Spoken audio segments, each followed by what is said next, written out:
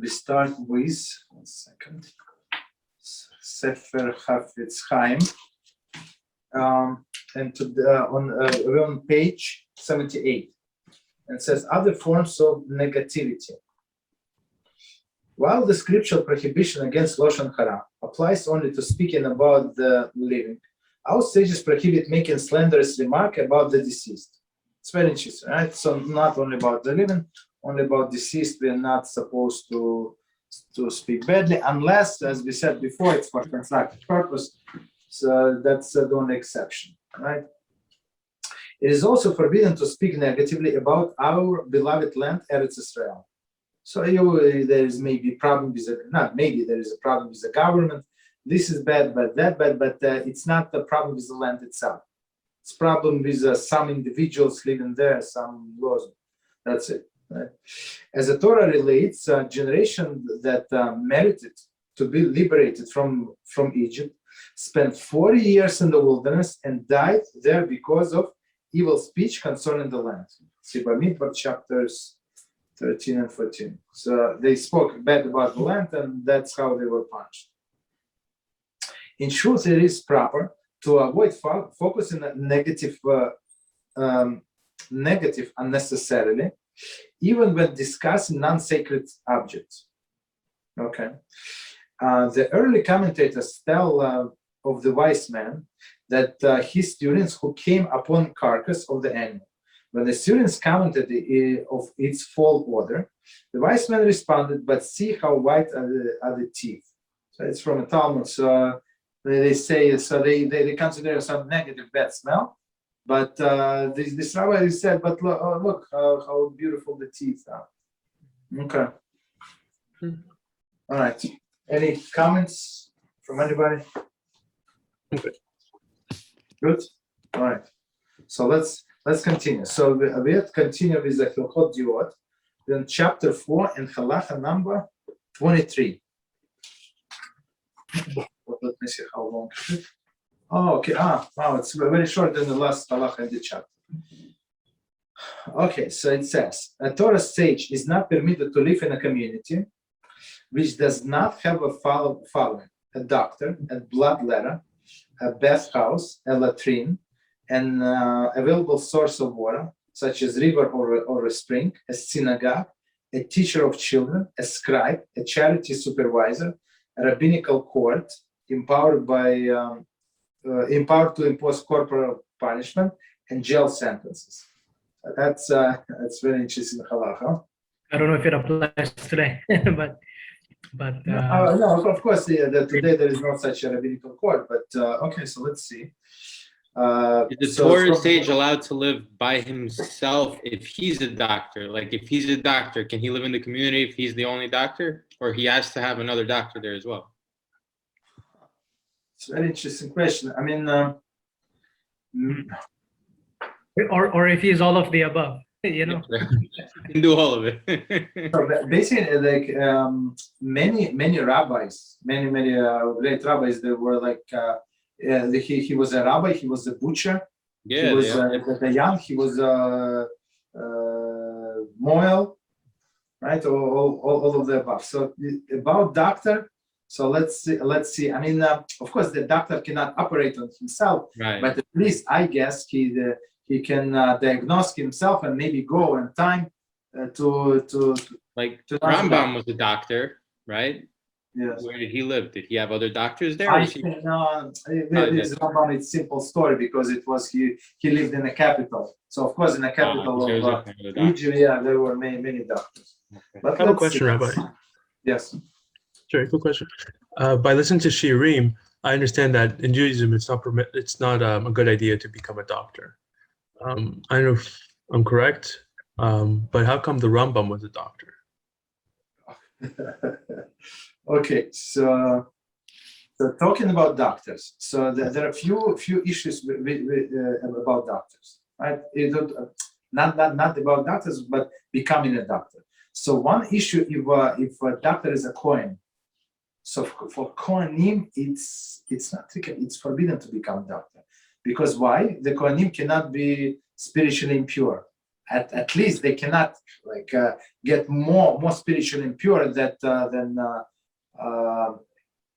the usual people, right? So all of the doctors they deal with with a dead skin, or somebody does surgery. So here we go. Even the one who they pull a tooth, right? It's also like dead tissue, stuff like that. So it's already a tumor and blood and stuff like that. So that's about the Kohanim. These other people, it's not recommended. So it's not that it's not allowed. Somebody have to be a doctor. Why it's not allowed? It's not recommended. So the problems it goes around Shabbos. So and it's impossible. They put themselves in. They force themselves in a situation when they say I'm here to save a life, and now this is allowed and this is allowed. So I'm learning with there's another class that we have with medical halacha. Medical halacha. So it was written by a great doctor. He was a very learned person, and he was in contact with our great rabbis, Auerbach Zatzal, and others. So he would ask them all of the halachic questions. So what doctor can do, what cannot do. So basically, just learning all of this halacha, and it's very practical. One of the people that I learned with, he's a nurse, right? But he's a nurse in a Jewish nursing home. So they understand and they give him all of this days off. But with other people, if he would go to the hospital, of course it's more money. But you just graduated from school. You cannot tell them. Just one second.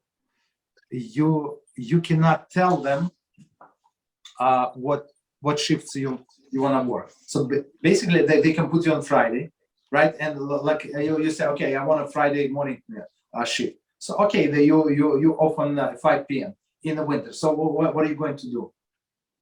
You understand? So they put themselves in that position. So they have to break Shabbat. You understand? Even if it would be allowed in some cases, and they say how much you can drive even to the patient. One second.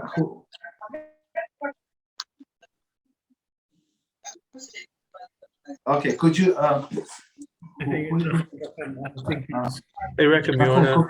Yeah, could you put yourself on mute for the new last person joined? Yeah, exactly. Okay. All right. So basically, that's the issue of being a doctor. You understand? Okay. So he left. Somehow he disconnected. So maybe he'll come back. Okay. So that's why it's very not recommended to be a doctor. So because on the holidays and we learn in that class, if it's a Pesach and he's on a shift, and what was the minimum requirement of Haggadah, of drinking wine, it's a nightmare. Why would you put yourself in the situation? So it's permissible, just not. There is an old story that I want to tell, a quick story. So it says about one Hasid, right? And he went to faraway land, right? And to do business. And the person from that land said, "Who are you?" I never seen people like you before. And he said that we are Jews and stuff like that. Who are the Jews? Yeah, we believe in this with God, who is the creator of the world, he Almighty and stuff like that. He said that. And so this guy was mesmerized, and he said, "Okay, but what are you doing here in our country?" He said, "I'm doing business. I came because I heard there are many great business opportunities." So this guy said, "1 second, let me understand. You said that your God is so powerful, so almighty, and he cannot give you money in the place where you are. You had to go all of the overseas to our lowly country that we don't have a kosher food stuff just to make money." This Hasid said, "You know what, my friend, you're right." So he packed his back and left. Right. So if people go to be a doctor, right, to all of the medical school just to become rich and they want money, so HaShem can provide you money without being a doctor, without being on call. You understand? So that's why it's not recommended. Plus, It says the best doctors are going to go to Gehinnom. Gemara says, why? Because the arrogance. Oh, the arrogance. I helped this. You know who helped? This guy was dying, but I helped. You know, because I. And especially the surgeon, especially these people. Unfortunately. All right, that's about doctors. Thank you. Yes, but it's very praiseworthy to save Jewish life on the one hand, but let somebody else be, right? And there's so many talented non-Jews. Let them do it. Okay. So all right. So let's do from the beginning. So it says the Torah sage. 46 commentary. This expression is quoted directly from Sanhedrin 17b. The source of this halacha. Rav David Arameach explained that though it is wise for every person to follow this advice, the obligation is only incumbent on Torah sage. Okay, so that's we had to get to the first commentary. So Torah sage. Okay. So one more time, a Torah sage is not permitted to live in a community which does not have the following. So following commentary. The commentary is not that the order in Sanhedrin differs from that found in our Halacha. Here, in keeping with subject at hand, the Rambam has chosen the list those items, which touch upon health first, right? However, also note the Yerushalmi, Kiddushim 4:12, which, though it is mentioned a smaller list of necessary function, mention the doctor first. Okay, so from here, just from this commentary, we can see that the order of the list, right, of Rambam. So it's very important, right? So he did not just change the order because he did not remember how it appears in the Torah, right? Mm-hmm. It's because it pertained to our Halacha. So first is doctor, second is blood letter, commentary on blood letter. Hilchot Sanhedrin 110. The Rambam mentioned that the minimum amount of people required to make up the population of a city required a court 23 judges. Okay, so court of 23 judges. There he counts the doctor and blood letter as one individual. Interesting.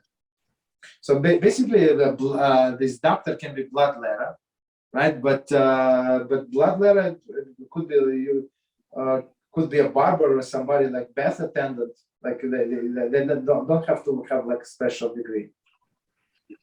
However, there is no contradiction between the two. In Hilchot Sanhedrin, he's counting people, and the doctor and blood letter can be one and the same. Okay, as we said, there is no contradiction. Could be one and the same. Here he is counting functions and not heads. And the doctor and the blood letter perform different functions. So it could be one person, could be two separate people. Okay, so first doctor, second a blood letter. The third one is a bathhouse, and next one is latrine. So latrine is the bathroom. Right? As available source of water, an available source of water such as river or a spring. Okay, so commentary 49. So it says a passage in Sanhedrin does not mention a spring. Okay. I'm not sure why they do not mention the spring. I think the spring water is healthier than the river. But okay. A synagogue. Maybe because I think they need a flowing water source or something like that. Or no, but spring is also flowing water. Yeah. I would say it's more filtered, right? It comes right from the ground and. Mm-hmm. Okay, that's I mean. Or maybe for mikveh purposes. What do you think? Mikveh purposes, you can use a spring and you can use a river. Okay. Mm-hmm. So the next one is synagogue. So basically, if he's a sage, he cannot be alone somewhere in I don't know, in some remote place. A teacher of children. Number 50. The Hilchot Talmud HaTorah, Torah 2:1, which states that the world is only maintained by the virtue, the world only maintained by the virtue of the merit of the young children's Torah study. So that's how important to have a study for small children. Accordingly, the city in which does not hire a person to teach the children Torah may be excommunicated and even destroyed. That's for sure. So if they say, no, we want to go to the public school, to this school, to that school, so that's what they can get, right? The city can be destroyed, right? Okay, next one is a scribe. Meaning, the scribe means that if somebody is getting married, somebody get divorced, somebody have to write this document, right? A charity supervisor. So this charity supervisor has I'm not sure what class we said in what. Okay, so basically in a community they were paying like a community tax, and somebody had to distribute the charity. So they knew all of the poor people, and depends on the number of poor people, poor families, they would distribute this charity. So it's a very important job. Next one, a rabbinical court empowered to impose corporal punishment and jail sentence. So they don't have commentary on this, but it's I think I don't remember if a court of 23 can impose death penalty. I think maybe that I think that they could. Okay. All right. So we're up to chapter number 5. So it's a different topic. So let's see. Chapter 5, Halacha 1. Just as a wise man is recognized through his wisdom and his temperaments, and and his temperaments, and in this he stands apart from the rest of the people. Right? That's how he's different. So too, he should be recognized through his actions, in his eating, drinking, marital intimacy, and relieving himself, in his speech, manner of walking, and dress, in the management of his finances, and in his business dealing. All of these actions should be exceptionally becoming and befitting. What does it imply? The Torah sage should not be a glutton.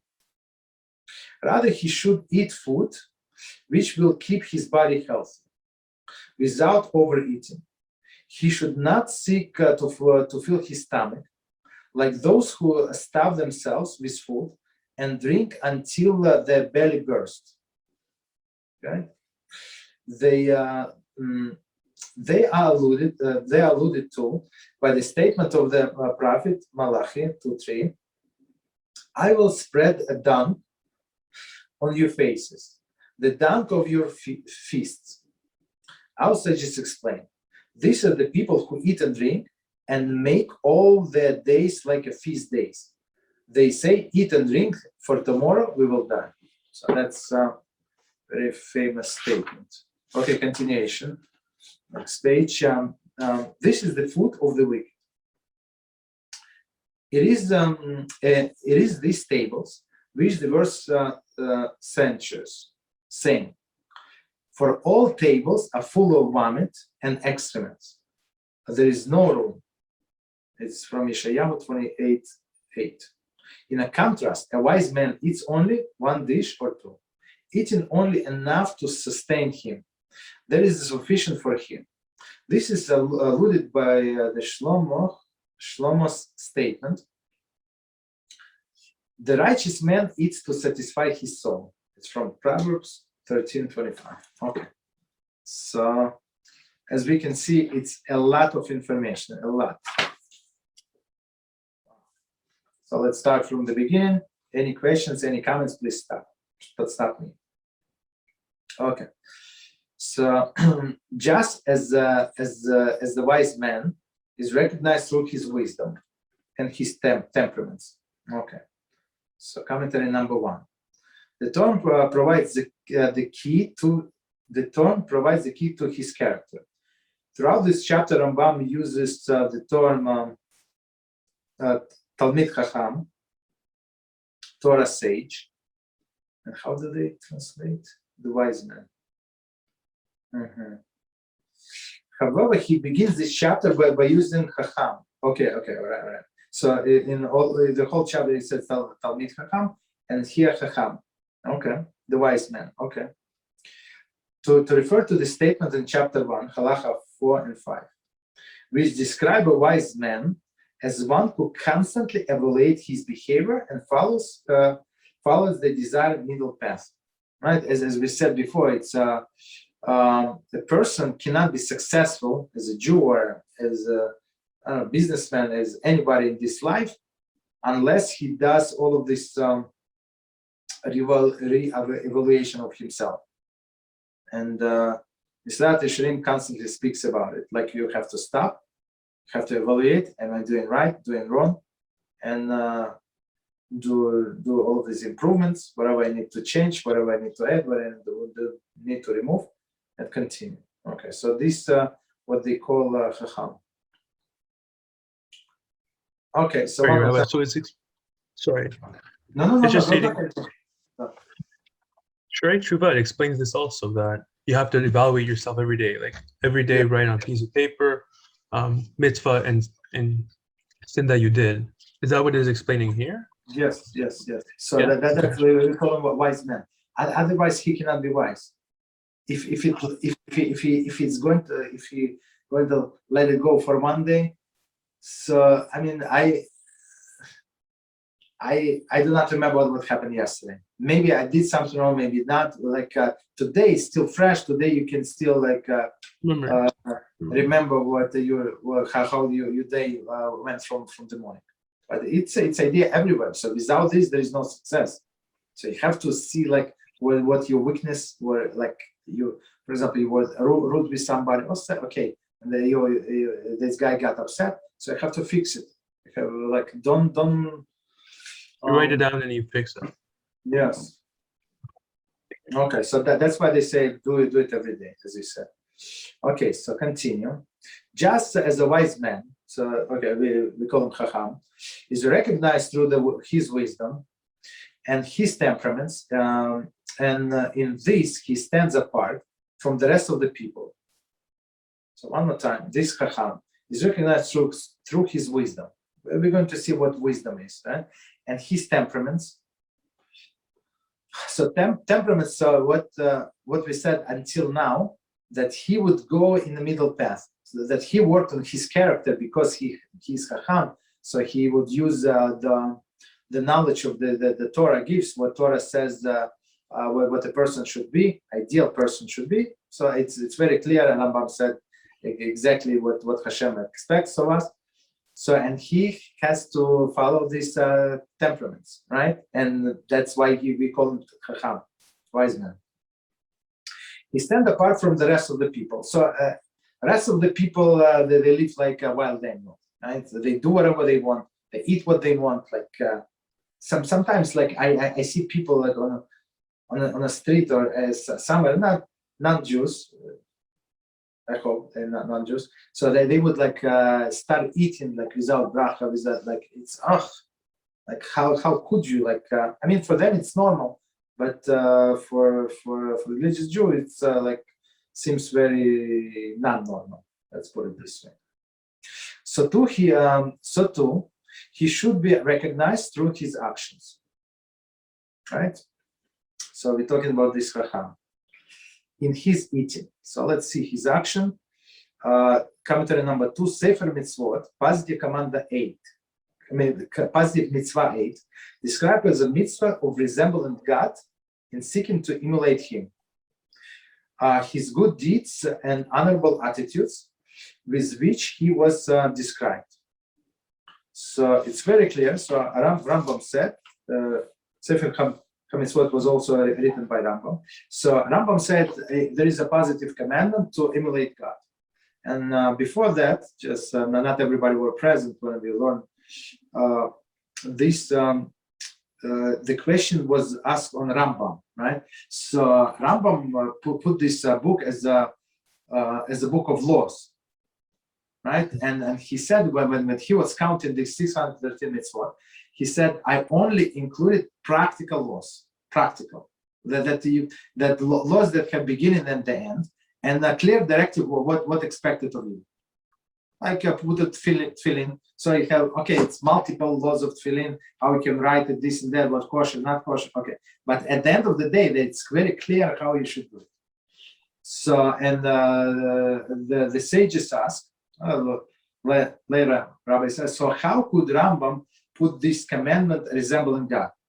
It's like, what does it mean? How can you describe resembling God? So it looks like it's not concrete halacha, right? And they explain, no, it's very well defined. So to emulate him, so as he's gracious, you have to be gracious. He's kind, you have to be kind. He's compassionate, you have to be compassionate. He's merciful, you should be merciful. And that's how we emulate God. So actually, it's very, very specific description of this mitzvah.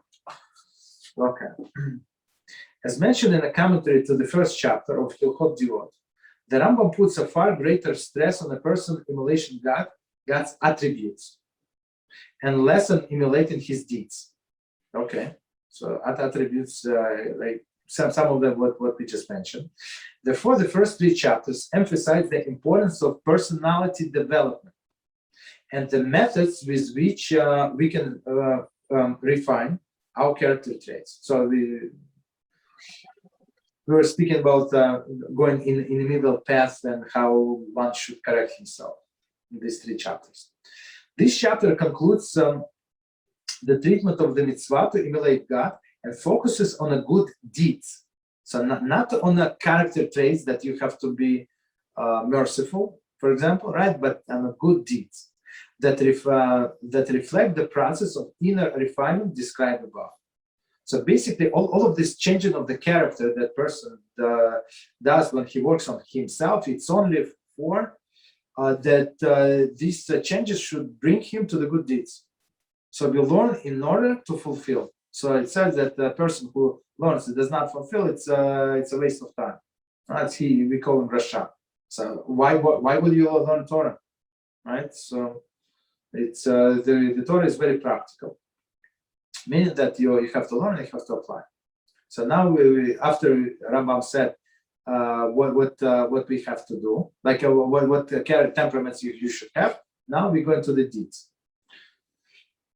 In chapter number 3, Rambam postulates that we must set two goals to our behavior. A, an immediate and intermediary goal. Immediate and intermediary goal. Okay. The maintenance of physical health. So chapter 3, around that time, Rambam postulates that we must set two goals for our behavior.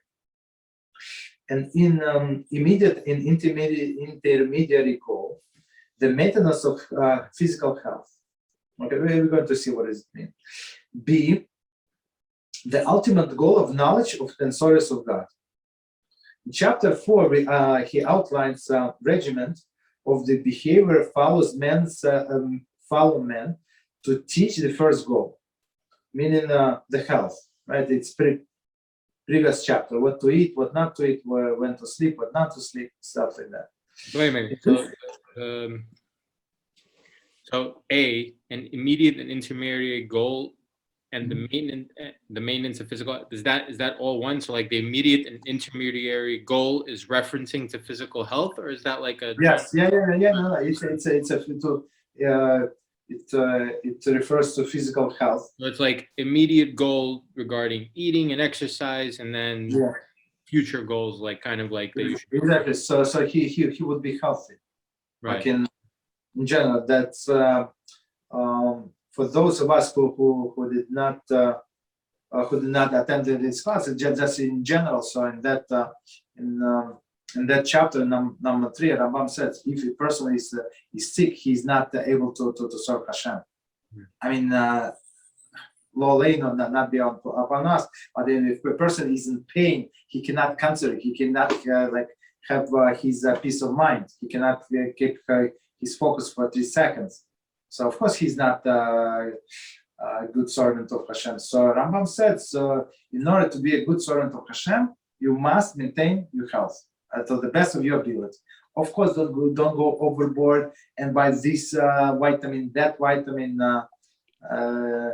Is it possible that if you have like physical pain or something like that, like, okay, but what if that's also like suffering that Hashem is giving you to cleanse you for the next, like, to like a cleansing, like, that's, what do you do about that? Okay, so I heard it from Rabbi Mizrahi many years ago. He said, how do you know? He asked exactly the question. So he said, how do you know it's a pain? Pain, we're talking about pain, right? Yeah. Suffering. Is it suffering as a punishment or suffering as a cleansing? Mm-hmm. I mean, it's suffering, right? Right. You come to toothache, this ache, that ache, or this problem. So how do you know what is what? And he answered very beautifully, right? He said, if you are able to continue to learn Torah, so it's cleansing. But if you're not able, Chas v'shalom, a person, not you, so a person, Chas v'shalom, is not able to learn Torah and do mitzvahs, so it is a punishment. So meaning Hashem said, you know what? I'm not interested in you, sorry, just keep it. Huh, interesting. Okay. So yeah, it's very interesting idea. And like many times, so people think that I'm going to do only one thing. So I'm not going to do. Maybe I'm not going to observe Shabbos, but I'm going to put tefillin every day.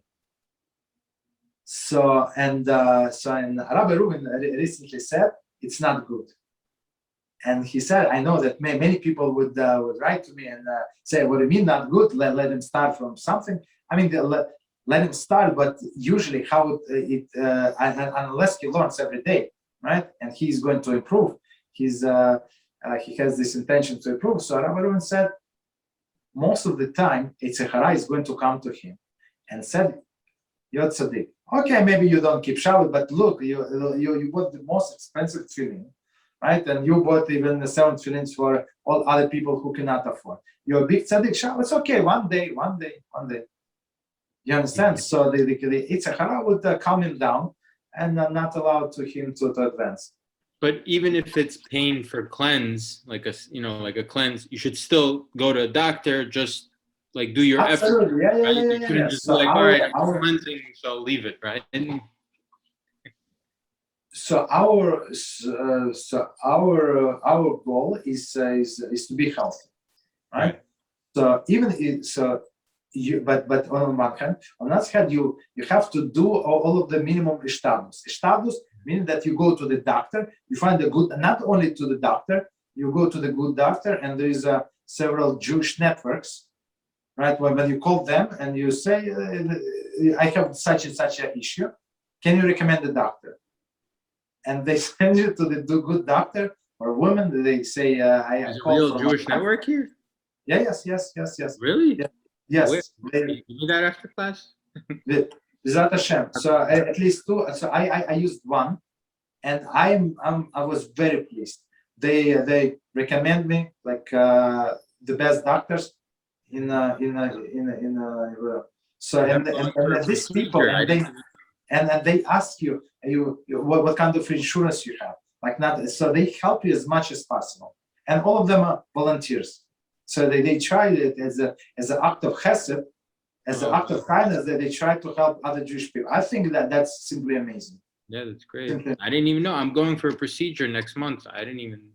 Okay.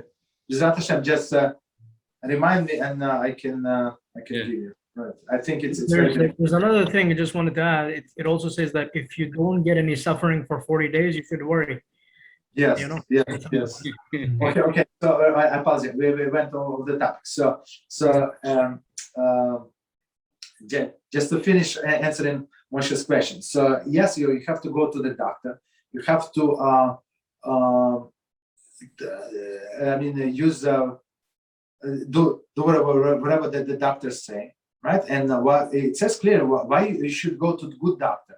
So that's our rabbis explain. Okay, so if Hashem decided to help me, right, to cure, so what the difference does it make? Good doctor, bad doctor. Even as we know, the best doctors make mistakes, and people die on the operation table, right? Everybody knows that.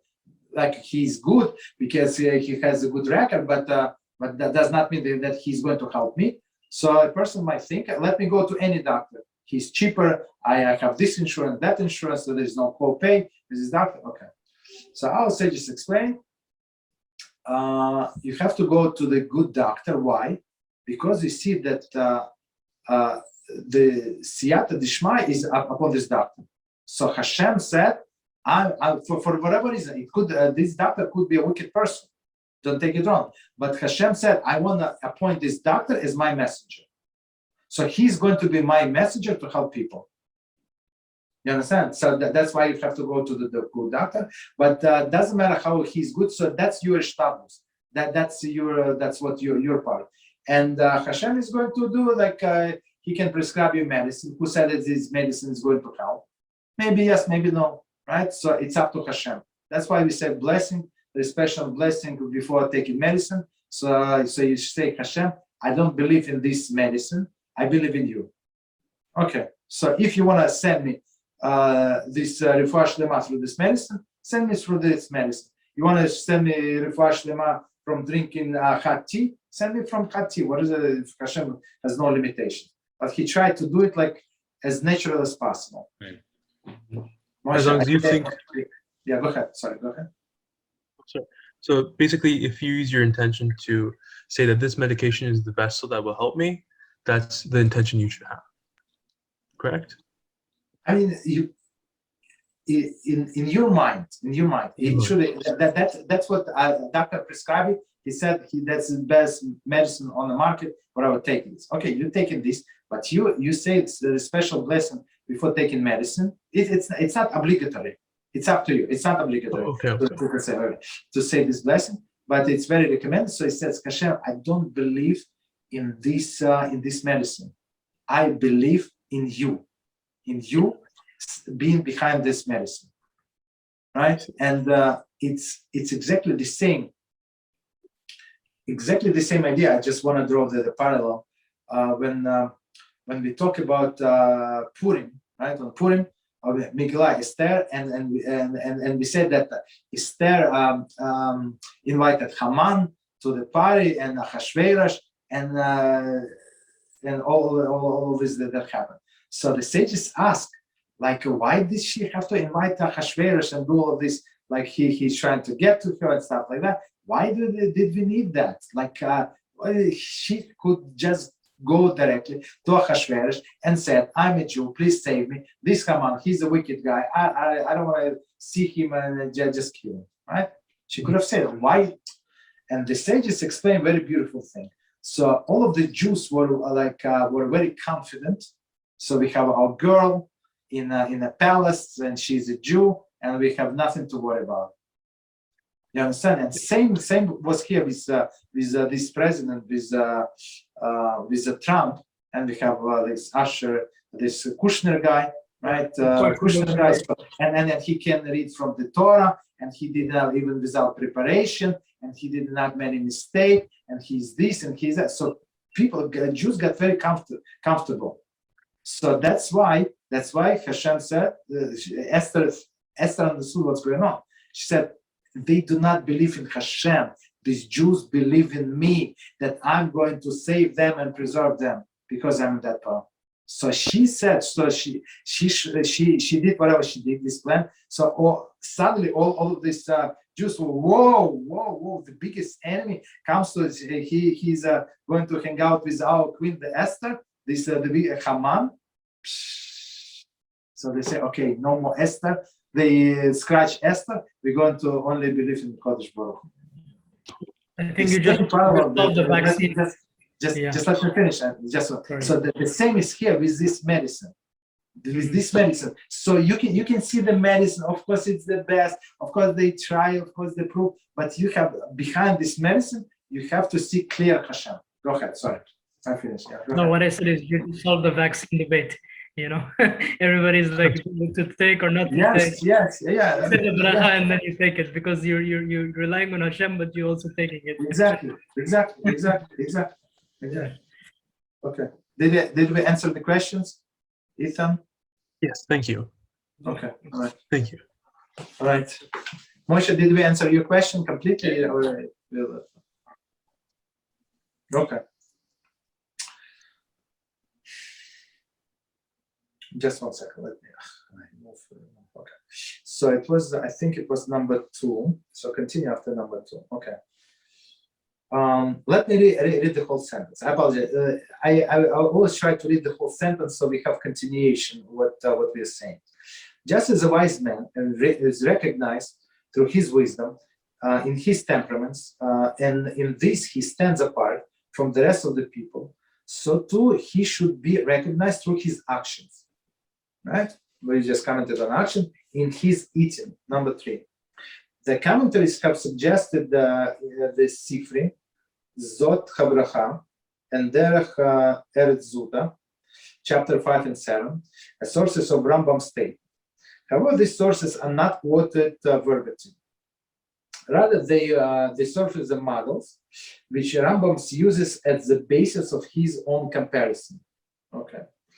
Rambam elaborates on each of the particulars listed here in the following halachas. Okay, so he just give a list, but then he's going to elaborate about eating and other things. With regard to the eating, see the second part of this halacha and halacha 2. Okay. So in regards to eating and drinking, so drinking, they say refers to drinking wine. Of course, it's not drinking water, right? So meaning that the person should be wise when he's eating. As I said, don't overeat. Drinking wine, marital intimacy.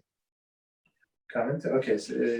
So we're going to discuss in the halachas 4 and 5. Okay. Continue. In relieving himself, as we said, it's very, very. So for those who were not there, so Rambam said was explaining in the halachas about health.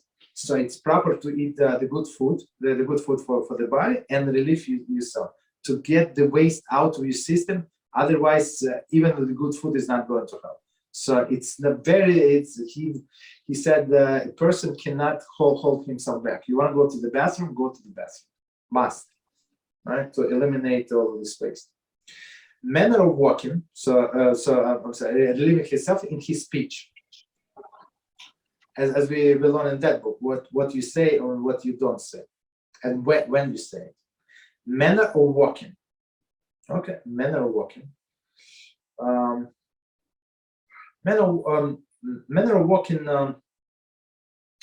Why would they say? Okay, they're going to explain the halacha 8. So, but sometimes you see that the person walk and you can say a lot about his character. He's proud, he's arrogant, he's this, he's that. He walks like he's on the place. Like, I think you put yourself. What I read in the beginning, it says that a person should ideally. I think it's halacha. Should not walk with his head held high. It should always be lower. Yeah. That's and should be covered, right? The 4 amot, you cannot move without covering your head. Yes. Maybe things are applying here. No, it says it's actually from directly from Shulchan Aruch. So it says that even sitting should not be done without kippah. Yeah. I mean, not kippah, but any head covering, whatever you cover your head. Okay. The dress. Okay, in the management of his finances, okay, in his business dealings, okay. So it's all we're going to discuss in this chapter. I just see the references all from this chapter. All of this action should be exceptionally becoming and befitting. So what does it mean? Commentary number 12. Though the Rambam begins this chapter with the use of the term Chacham, wise man, he starts to speak of details and employs the term Talmid Chacham, Torah sage. Perhaps this implies that the peaks of the chapter character development epitomized by the Chacham can only be achieved when they develop his wisdom in a Torah study. I'm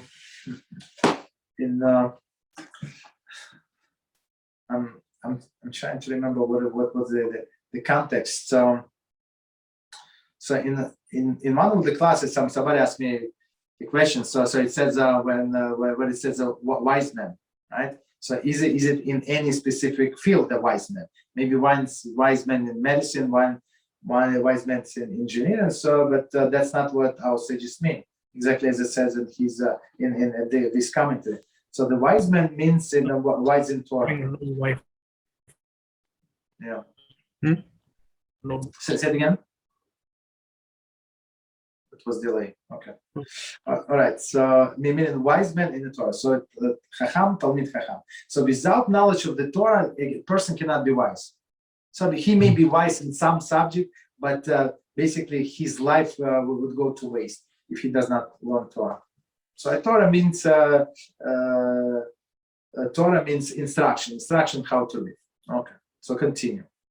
What is implied? A Torah sage should not be glutton. From my experience, unless a person has diabetes or something, right, and he like overweight, like I don't know. So, but most of the people are not overweight because of this gluttons, but because of their desires, right? And all of them speak in a shul during the davening. It's like all of these big bellies that come together on the back, on the side, and they start speaking. It's unbelievable. Like so, this gluttony, it's actually affect their brain, and they become arrogant. Right? They say, in a shul, I can behave any way that I want. It's not like other people don't talk. Don't take me wrong, but it's this group of people specifically. Rather, he should eat food which will keep his body healthy. Okay, as we said in the previous chapter, whatever is it, it's as Rambam said during the winter season, right? Eat more spicy food. During the summer season, don't eat as much as spicy food. Eat other foods and stuff like that. And it depends on constitution of the person. One is a little cold-blooded, another high-blooded. So don't go like if somebody like have this high blood, don't eat too much spicy food. You're going to go crazy. Right? To keep the body healthy. Number 13, as described in the previous chapter. Furthermore, even when eating these foods, he should not overindulge. So Rambam there said, just to remind ourselves what he said. So even if it's a healthy food, so he said why people get sick, because they eat not healthy food or too much of healthy food. So even healthy food, so it's healthy only in some measurement. If you go overboard, it's not healthy. Okay, so keep the body healthy without overeating. As we said, in that chapter, we said that Rambam said that do 2/3 of your stomach. So basically, you're still a little hungry. I mean, not how you satiated. So basically, the way I see it, if a person, the longer they sit at the table, the more they're going to eat, and they tend to overeat. So it's my personal advice. It does not stay here. Just limit your time at the table, right? So or to take the food out. Otherwise, it's never going to start. It's my personal approach. Okay. In the previous chapter, Halacha 15, Rambam warns against overeating from the health perspective. Now he treats it as ethical in advocacy and departure from the desired middle path. Okay, so it says it's not about like health-wise, but like it's this overeating is going to affect the person's character. He should not seek to fill his stomach. Like those who starve themselves with food and drink until the bellies burst. Okay, not literally, but people talk. Some people talk about the food. Like I remember in my office where I used to work, people come it's breakfast time. They already started discussing what they're going to order for lunch. It's 9 a.m. What are you talking? Well, that's the whole discussion was who is going to join, what are we going to order, what we're going to order. So that's about these people, like empty people, basically. They were not Jews, but anyway. Number 15, Rambam underlines the negative aspect of the tendency to overindulge and gorge oneself on foods by using the extreme examples. See also the Guide to the Perplexed, Volume 3, Chapter 8, where he compares people who pursue gluttony to a slave who revels in dung. Wow. So this gluttony is so person cannot get like satiated. So he eats and eats and eats and eats and he only stopped eating when he cannot eat any longer. That's it, because he's full. Right? That's not good. That's what they say. They all alluded to by the statement of the prophet Malachi.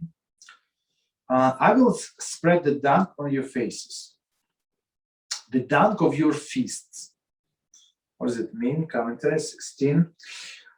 We have translated the verse in keeping with the interpretation of our sages quoted below. However, in the original context, the verse refers to those who bring a festival offering without proper intent. Festival offering,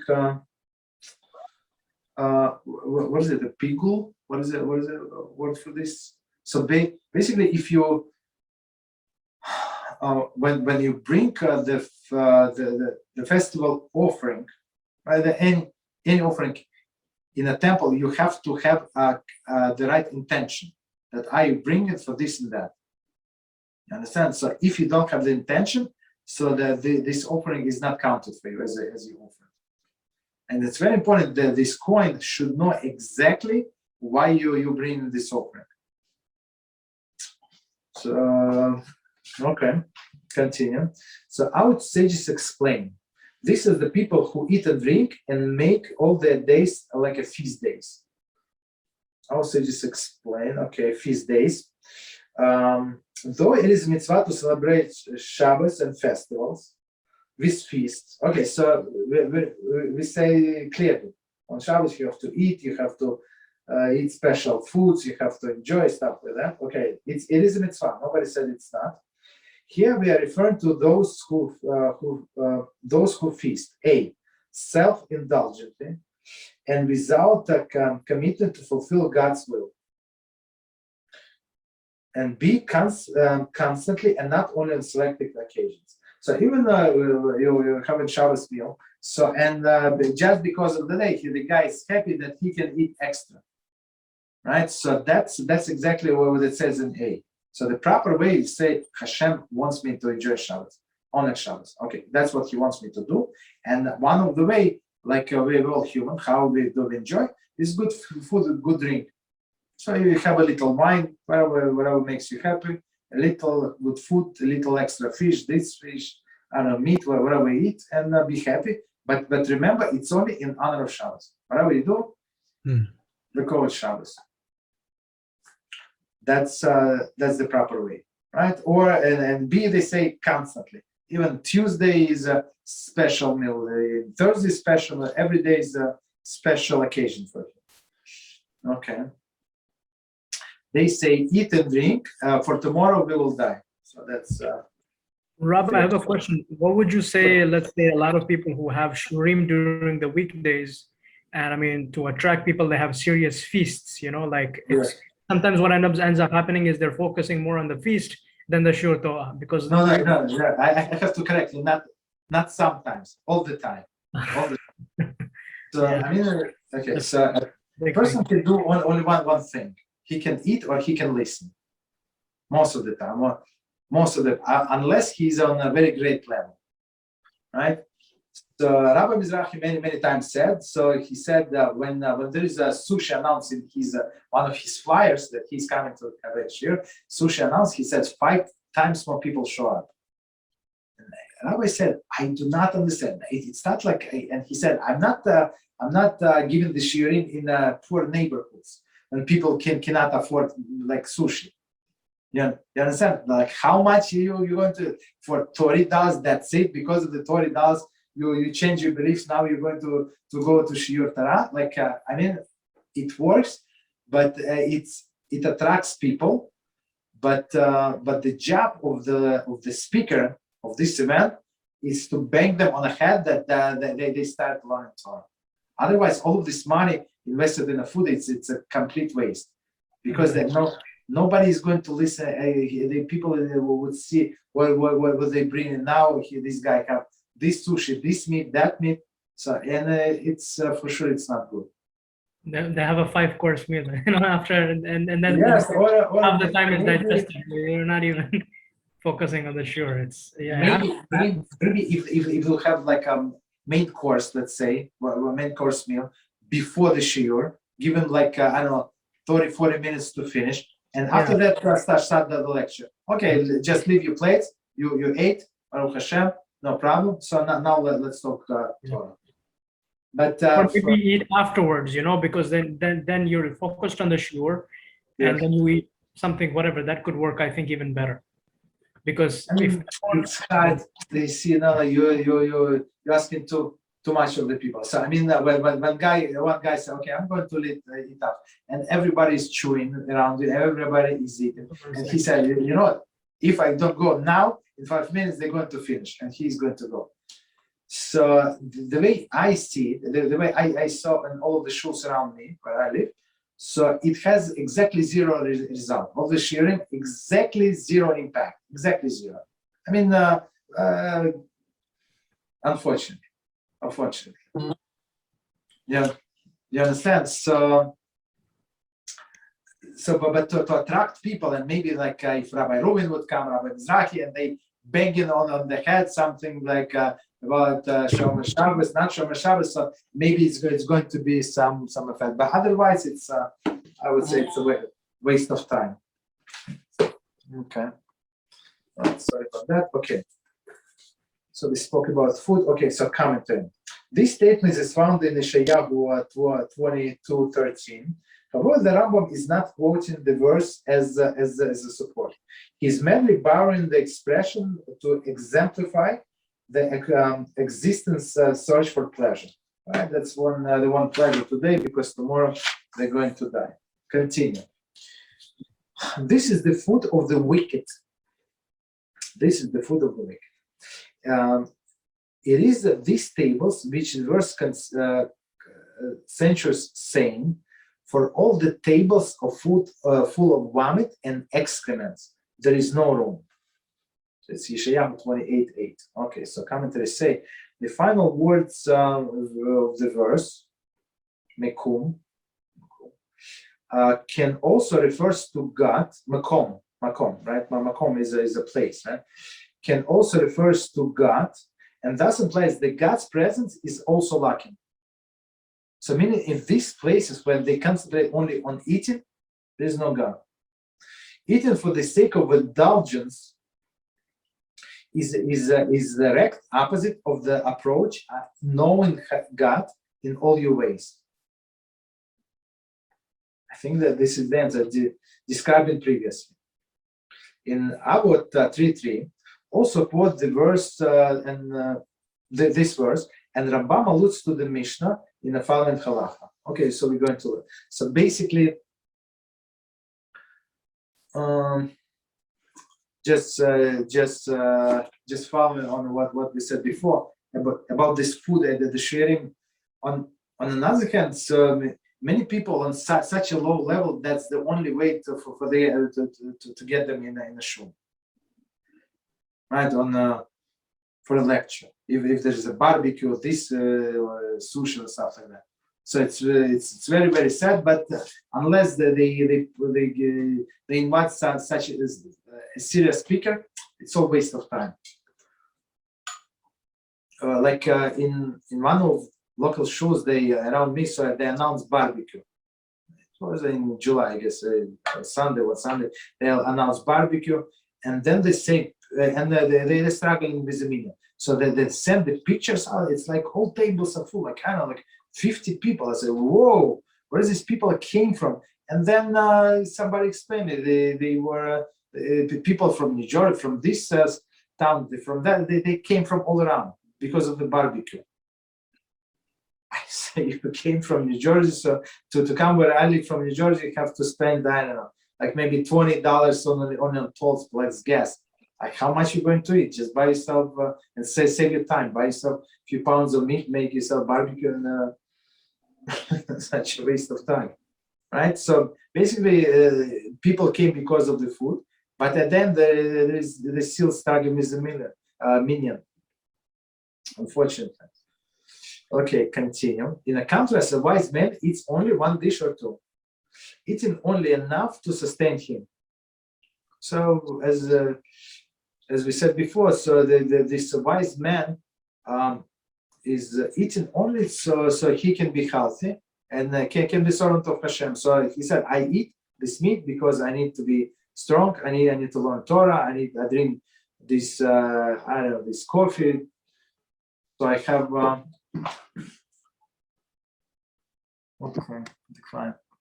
So I have the strength. Okay. So just 1 second, we're almost finished. So 21. The source for the source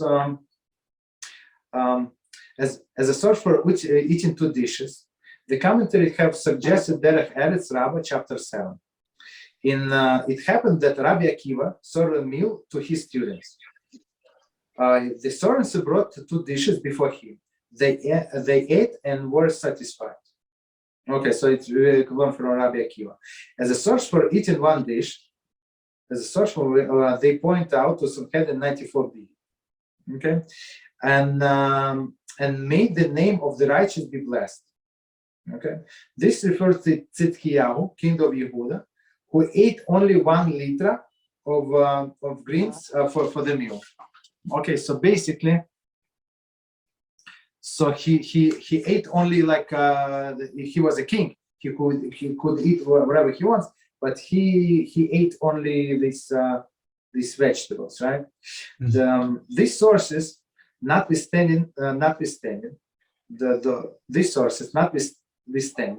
it appears that Rambam is merely stating that sage should confine himself to simple and modest fare. Okay, simple and modest fare. Okay, he may not have had a special source in mind. Okay, I apologize. Somebody is calling me in the next class, but we're almost done. Okay, we're almost done. This is alluded by the Shlomo statement: the righteous man eats to satisfy his soul. And last comment, and we stop. Number 22. Note Rambam uses the verse in chapter 1, Halacha 4.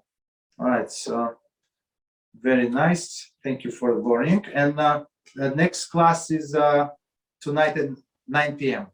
Right? So please. Thank you so much, guys. Thank you, Rabbi. So we're going to have different topic, of course. Thanks a lot, brother. Yeah. All right. Thank you. Good night. Yeah. Have a good day, and until tonight.